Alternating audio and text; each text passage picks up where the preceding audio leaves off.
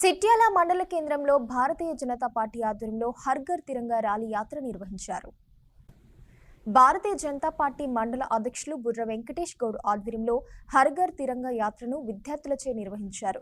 ఈ కార్యక్రమానికి ముఖ్య అతిథిగా కిసాన్ మోర్చా జిల్లా అధ్యక్షుడు పోల్సాని తిరుపతిరావు హాజరయ్యారు. దేశభక్తి, జాతీయభావం, ధర్మం కోసం ప్రతి ఒక్క భారతీయుడు అలవర్చుకోవాలని అన్నారు. ఈ కార్యక్రమంలో మైదానం శ్రీకాంత్, తీగల జగ్గయ్య, సుధగాని శ్రీనివాస్, సుధాకర్ రెడ్డి, గజనాల రవీందర్, వంశీ, చింతల రాజేందర్, గోపగాని రాజు, కదం రాజు, గుండ సురేష్ తదితరులు పాల్గొన్నారు. ఏదైతే భారత ప్రభుత్వం ప్రతి ఒక్కరు కూడా దేశభక్తితోని మన యొక్క దేశం పైన, ధర్మం పైన అవగాహన ఉండాలి. ప్రతి ఒక్క భారతీయుడు కూడా భారతదేశం యొక్క స్వతంత్రం ఏ విధంగా వచ్చిందనే సంకల్పంతో ఈరోజు భారత రాష్ట్ర ప్రభుత్వం పిలుపునివ్వడం జరిగింది. దానిలో భాగంగా ఈరోజు చిట్యాల మండల కేంద్రంలో హర్ ఘర్ తిరంగా యాత్రను నిర్వహించడం జరిగింది.